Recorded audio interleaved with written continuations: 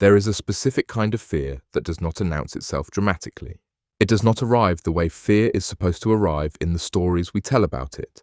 It does not show up in a single identifiable moment with a clear object you can point to and say, "That is what I am afraid of." It is quieter than that, more ambient. It lives in the background of your daily life like a frequency you have adjusted to without realizing you were adjusting. You wake up with it. You carry it through the ordinary movements of an ordinary day. You feel it most in the still moments, the moments between the doing of things, when there is nothing to distract you from the awareness that you do not know what is coming next. And the not knowing, held long enough, becomes its own weight. Not knowing where the money is going to come from, not knowing whether the health situation is going to resolve or continue or become something worse, not knowing whether the relationship is going to survive what it is currently going through, not knowing whether the decision you made 6 months ago was the right one or the beginning of a cascade of consequences you have not yet seen, not knowing whether the direction you have been moving in is actually a direction or just movement for its own sake, not knowing, at the most fundamental level, whether you and the people you love are going to be okay. This is the fear of the future, not the abstract, philosophical fear that the future exists and is uncertain. The specific, personal, located in your actual life fear of what is coming that you cannot see, cannot control, cannot guarantee, cannot protect yourself from with sufficient planning or sufficient faith or sufficient anything. If that is where you are right now, if the future has become something you approach with a tightness in your chest rather than an openness in your hands, then I want to spend real time with you today. Not rushing toward reassurance, not performing confidence I do not have about how your specific situation resolves, but sitting honestly in the territory that fear of the future actually occupies, and finding out together what is actually there when we are willing to look at it with eyes that are not closed. Let me start with something that matters more than almost anything else we will talk about today. Fear of the future is not a faith problem. I want to say that again because it is one of the most important things available for a person who has a faith life and is also afraid. Fear of the future is not evidence of insufficient trust. It is not a sign that your relationship with God is broken or shallow or missing something that other people, more spiritually advanced or more thoroughly surrendered, possess in sufficient quantity to make the fear stop. Fear of the future is a feature of being a conscious human being with memory and imagination in a world that is genuinely uncertain. That is not a spiritual deficiency. That is the condition of existence. The memory gives you access to everything that has gone wrong in the past. The imagination gives you vivid, detailed, physiologically compelling previews of everything that could go wrong in the future. And the space between what you remember and what you can imagine and what you cannot control is exactly where fear lives. And here is what the fear as faithlessness framing does that is so destructive. It adds shame to fear. And shame, layered on top of fear, does not reduce the fear. It isolates it. It makes the fear something you have to carry privately, something you cannot bring fully into the open, something you have to manage away or suppress before you can present yourself as a person of adequate faith. And the managing and the suppressing and the presenting take energy. Energy that is no longer available for the actual work of navigating the actual uncertainty. The fear does not make you faithless. Acknowledging the fear is not a betrayal of the trust you have been trying to practice. Being honest about the fear, bringing it into the light rather than managing it in the dark, is one of the more faithful things you can do. Because it is honest.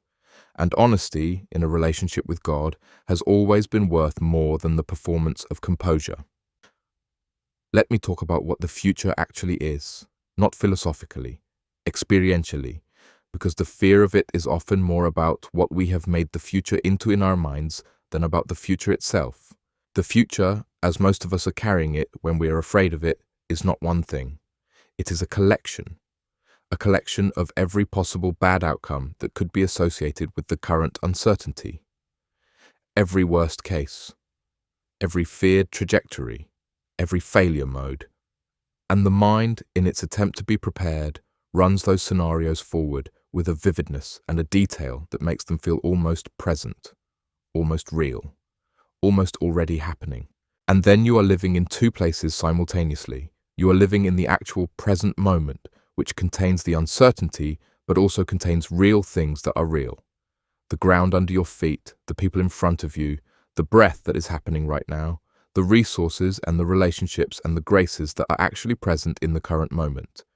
And you are also living in the projected future, which is being generated by your imagination and is being given the same physiological weight as the present, even though it is not present, even though it has not happened, even though many of the worst-case scenarios your mind is running will never actually occur in the form they are being imagined.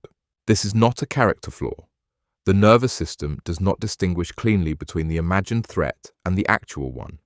The body responds to a vividly imagined bad future with many of the same responses it would have to an actual bad present.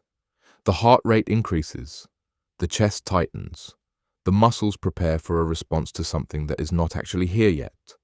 And that preparation, sustained over days and weeks and months of living in the projected bad future, is exhausting in a way that is difficult to explain to someone who has not experienced it, because the exhaustion does not have an obvious external cause. You are tired because you have been living in a bad future that has not arrived.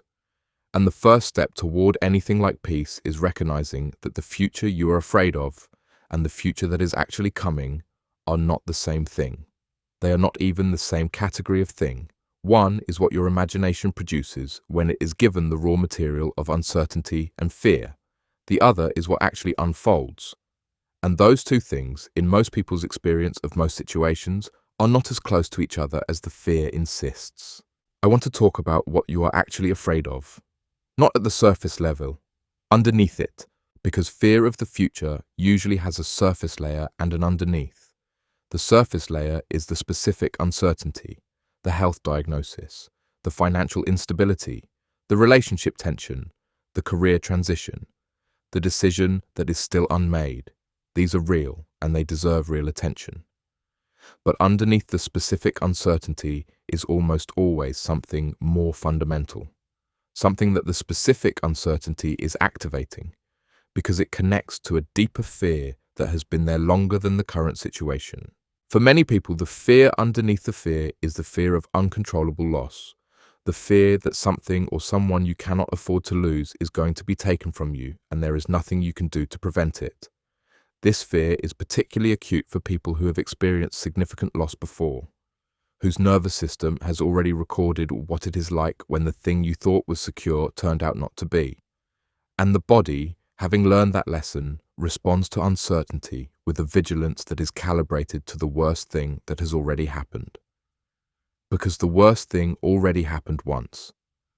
And the body knows, in a way the rational mind sometimes forgets, that it can happen again. For some people, the fear underneath is the fear of being unable to cope, not of the specific bad outcome itself, but of their own capacity to handle it if it comes.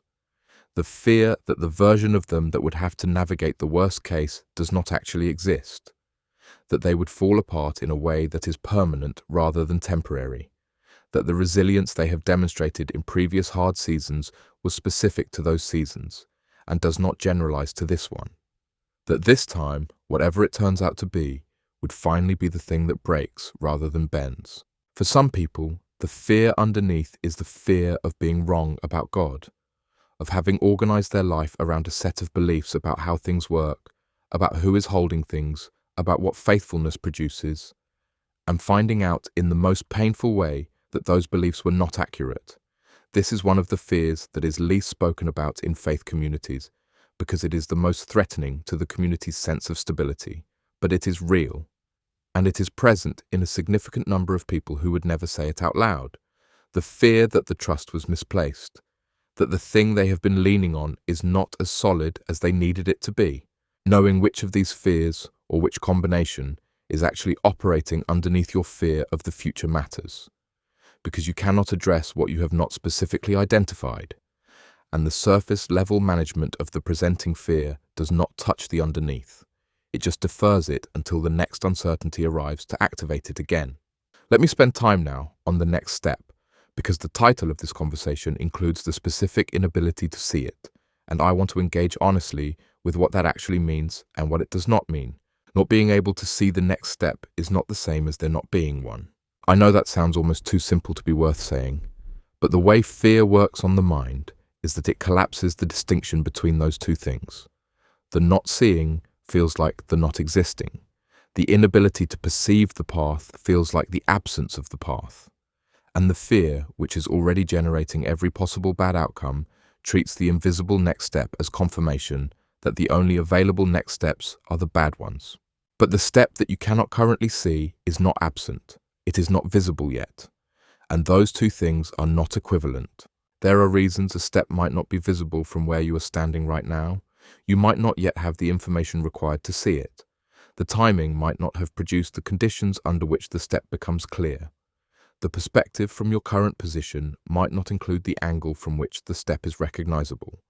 Or the step might be there but smaller than you are expecting it to be, and you are missing it because you are looking for something larger, something more definitive, something that looks more like a clear direction and less like a small available thing.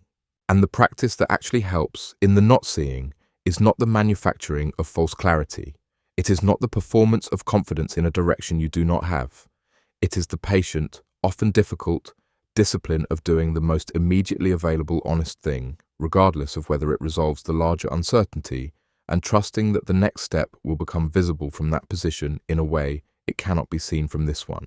One step, not the whole staircase, not the complete plan from here to the resolved future, just the one step that is actually in your hands right now, the one that does not require the answer to the big question in order to be taken, the one that moves in a direction even without the certainty of destination. That is almost always available, even in the most uncertain seasons. Even when the future is most opaque, there is almost always something small and honest and forward-directed that is available in the present moment. And doing that thing, without waiting for the larger clarity to arrive first, is one of the most practical expressions of trust available to a person who cannot see the next step. I want to pause here and ask you to do something with me right now. I want you to identify one thing, not the resolution to the big uncertainty, not the answer to the question that is generating the most fear, just one thing that is actually available to you in the next 24 hours. One honest, small, forward-directed thing that does not require you to know how the larger situation resolves in order to do it. It might be a conversation you have been putting off because having it feels like it requires a clarity you do not have. It might be a decision about something small that has been sitting in the undecided category because you have been waiting for the bigger picture to become clear before making any decisions at all. It might be tending to something in your immediate environment, your body, your relationships, your work, that deserves attention regardless of how the uncertainty resolves. Find that one thing. Write it down if you can. And before the end of today, take one step toward it. Not because it resolves the fear, but because taking it is the practice of living faithfully in the present rather than being held hostage in the projected future. And that practice, repeated daily, is one of the primary ways that trust becomes something lived rather than something claimed. Let me talk about control, because the fear of the future and the need for control are so intimately connected that addressing one without addressing the other does not fully work. Control is not fundamentally a bad thing. The desire to have some agency over what happens to you and to the people you love is not a character flaw. It is a reasonable and deeply human response to living in a world where bad things happen and where the difference between being prepared and being unprepared matters. The capacity to plan, to anticipate, to position yourself wisely relative to likely future conditions is a genuine and valuable thing. The problem is not the desire for control. The problem is the belief, usually held below the level of conscious awareness, that sufficient control is actually achievable. That if you plan thoroughly enough, prepare comprehensively enough, think through every contingency carefully enough, you can create a situation in which the truly bad outcomes are not available to you. That the uncertainty can be reduced through enough effort to something manageable. That the fear can be solved by sufficient preparation. And it cannot. Not fully. Not in the way the fear is demanding, because the things that generate the most fear are almost always the things that are genuinely not within your control. Other people's health, other people's choices, economic systems. The randomness that exists in a world that is not arranged around your protection. These things do not become controllable through sufficient preparation.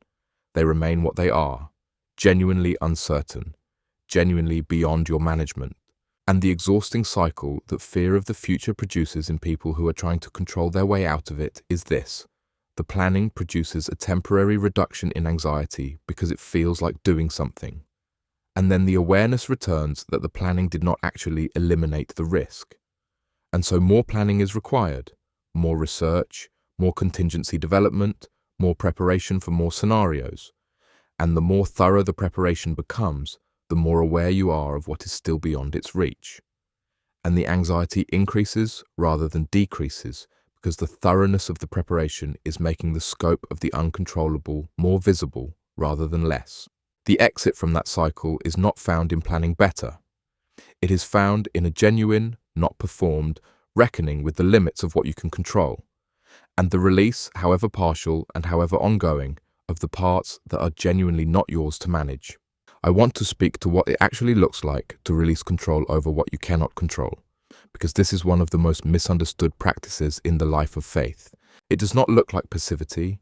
It does not look like ceasing to plan or prepare or act wisely or take reasonable steps to position yourself well relative to the uncertainty. Those things are not the enemy. They are appropriate responses to being a responsible person in a genuinely uncertain world. What it looks like is this. It looks like doing the reasonable, wise, available thing, and then stopping there. Not going past that point into the territory where the additional effort is no longer producing genuine preparation, but is instead attempting to manage what is genuinely unmanageable.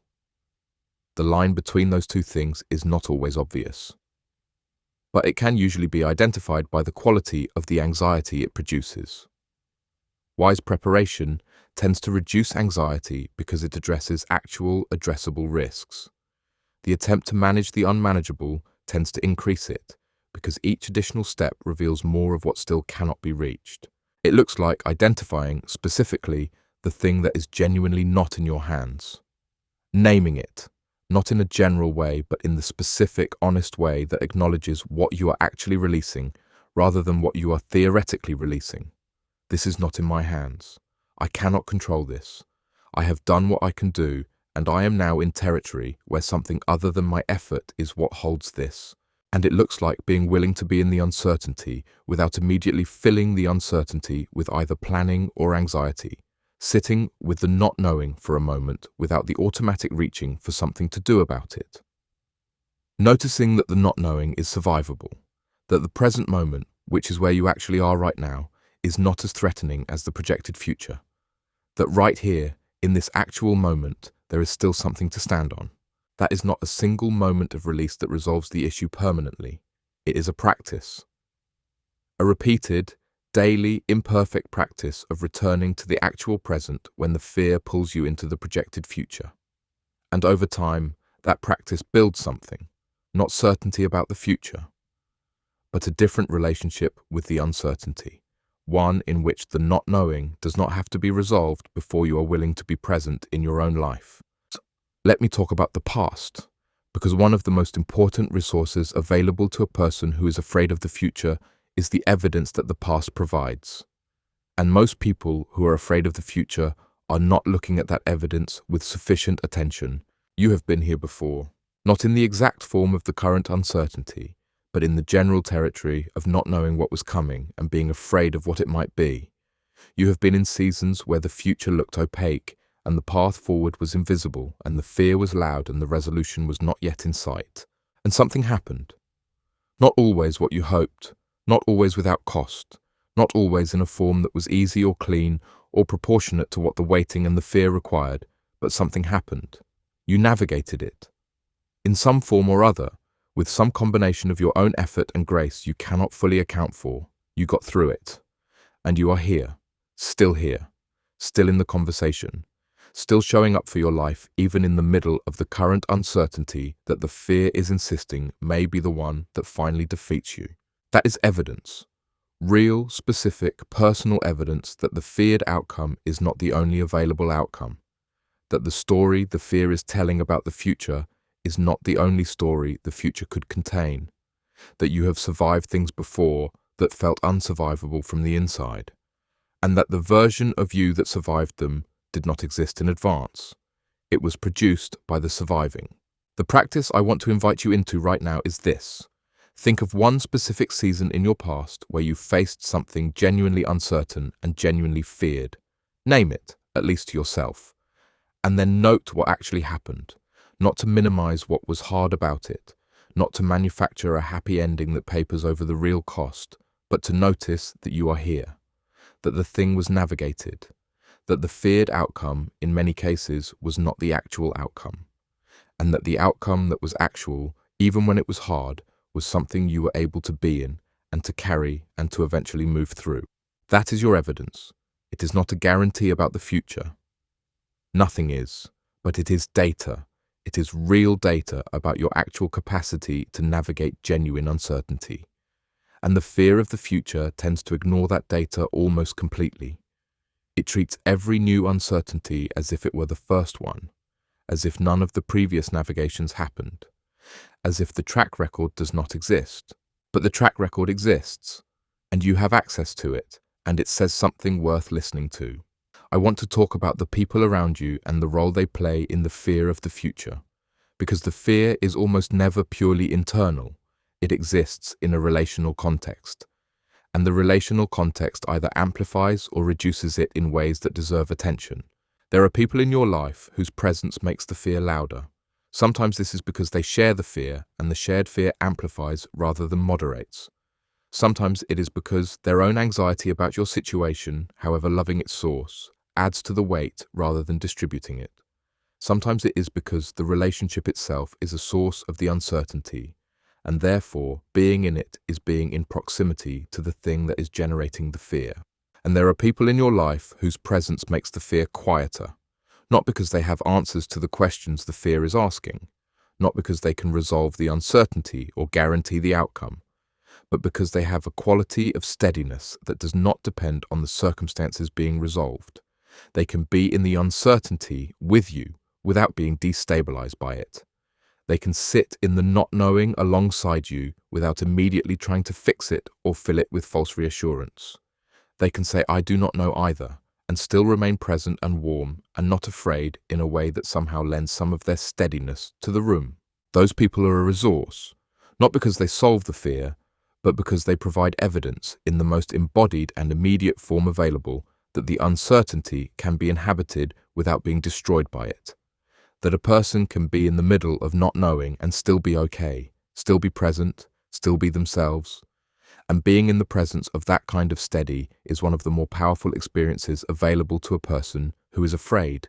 If you have someone like that in your life, reach out to them this week, not to process all of the fear, just to be in their presence, to have a conversation that is not primarily organized around the uncertainty. To remember, in the most direct way possible, that you are a person who exists in the present and who has relationships that are real in the present and whose life is happening now, regardless of what the future contains. And if you do not have that person right now, or if you do not have easy access to that quality of presence, I want to name that as something worth seeking. Not urgently, not as a project, but as an honest acknowledgement that the company you keep in a season of fear matters enormously, and that one of the most practical things you can do for your own capacity to trust is to find your way toward people who demonstrate that trust is livable. Let me talk about faith in the dark, because the kind of trust that the title of this conversation is pointing toward is not the kind that is easy to practice in the full light of a clear direction. It is the kind that is practiced specifically in the conditions that are present right now. The conditions of not seeing, of not knowing, of being afraid and still choosing, in whatever small and imperfect and not always confident way, to move forward. That is what faith in practice actually looks like most of the time. Not the luminous, confident, mountain-moving version. The stumbling, uncertain, one foot in front of the other version. The version that says, "I do not know where this is going, and I'm choosing to keep going anyway." Not because the not knowing has resolved, not because the fear has left, but because the alternative to keeping going is standing still in the fear. And standing still in the fear is not actually safer than moving.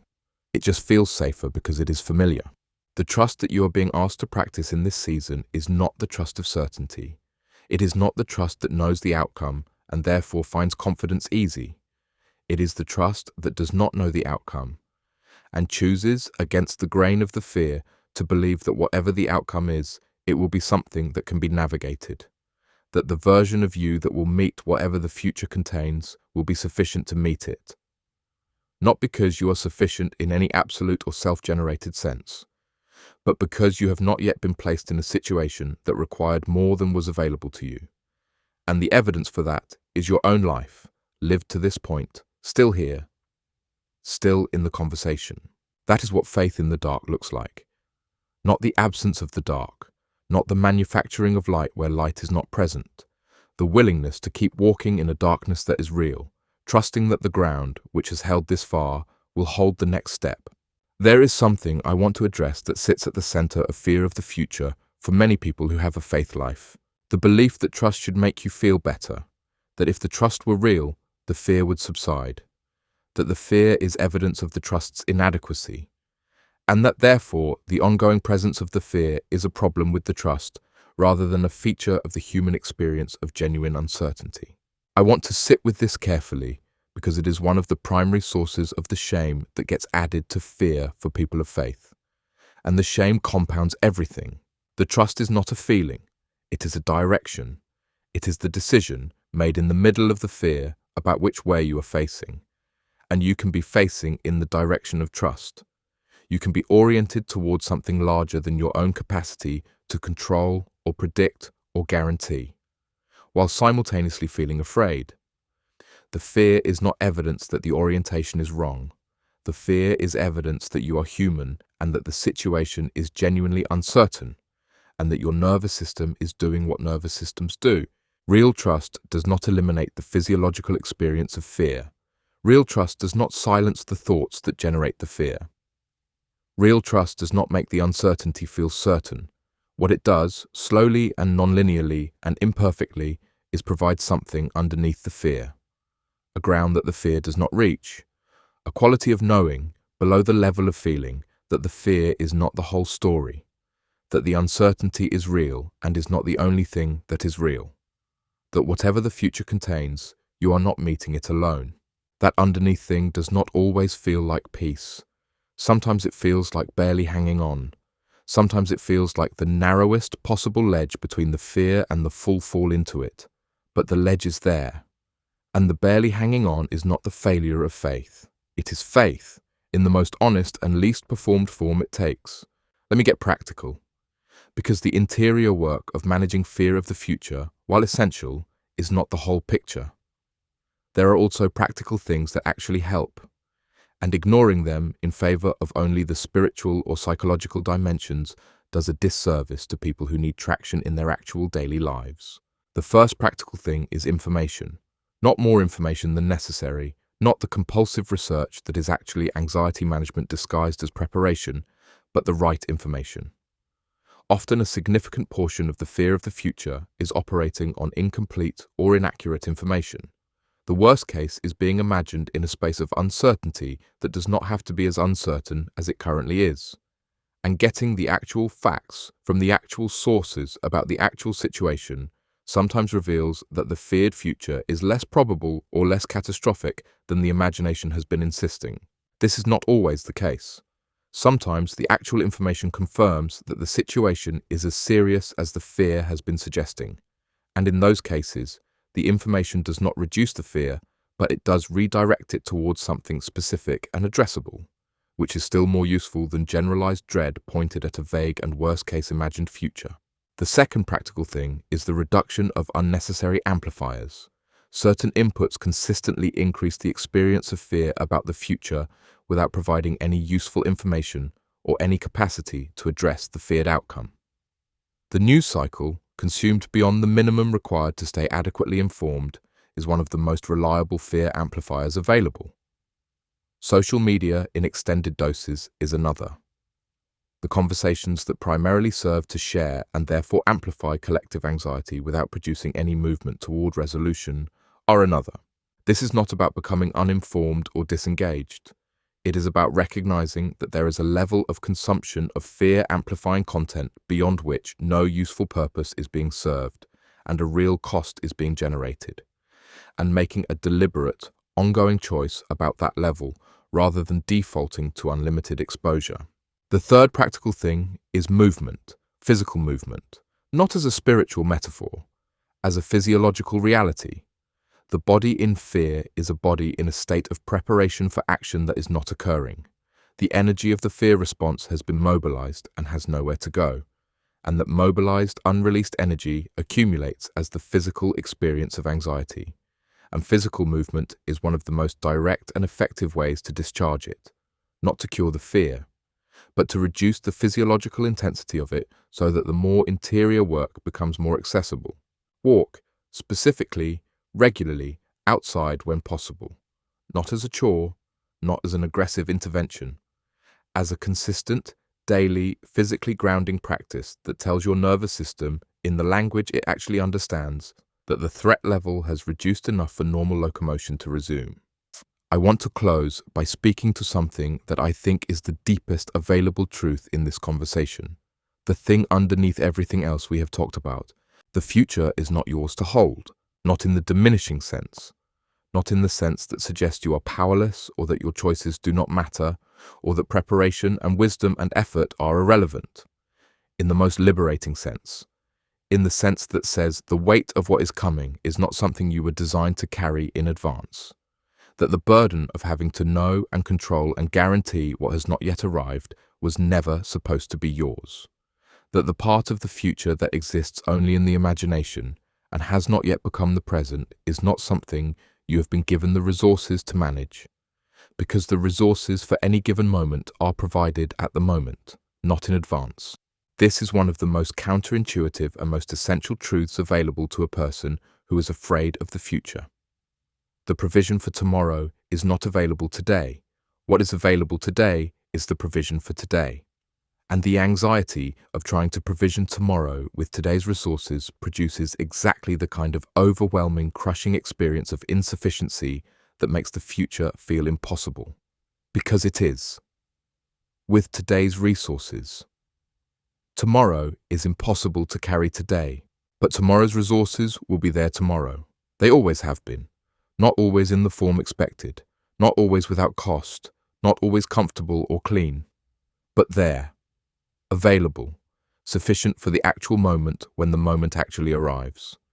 And the evidence for that is the same evidence we talked about before, your own life, navigated to this point, with the resources that became available when they were needed. Not before. When. Trusting God when you cannot see the next step is, at its most practical, the decision to stop trying to carry tomorrow with today's resources, to bring your full self to this moment, which is where you actually are and where the actual provision actually exists, to do the one honest thing that is available right now, and to believe, not in a feeling, but in a direction, that the next moment will also contain what the next moment requires. You do not have to see the whole staircase, you just have to see the one step that is actually in front of you. And you can see it. It is there. It has been there this whole time, just below the level where the fear has been directing your attention. Here is what I want to leave with you as we close today. 3 specific, honest, doable things. The first thing. Before you close this out, write down the one thing that is actually in your hands in the next 24 hours. The small, forward-directed, honest thing that does not require the big question to be answered before it can be done. Write it down and do it. Not because it solves the fear, because it is the practice of living in the present rather than the projected future. And every time you practice it, the present becomes slightly more real and the projected future slightly less dominant. The second thing, think of one person whose presence makes the uncertainty feel more habitable, not who has the answers, who has the steadiness. And reach out to them this week, not to process every fear, just to be in their presence. To remember that you exist in a present that has real people and real relationships and real warmth that is not contingent on the future resolving in the right direction. The third thing, recall one season from your past where you faced genuine uncertainty and genuine fear and came through it. Name it specifically. Sit with the fact that you are here, on the other side of it, in possession of the evidence that uncertain seasons are survivable. Let that evidence speak to the current fear with the same directness that the fear speaks about the future, because the evidence is at least as real as the fear, and it deserves at least the same amount of your attention. The future is coming. You cannot see all of it. You cannot control most of it, and you are going to be okay in it, not because the outcome is guaranteed, because the resources for each moment arrive with each moment, and you have never yet found yourself in a moment that arrived without them. The next step is there. Take it, and trust that the one after it will be visible from where the first one lands. That is enough. Today, that is everything.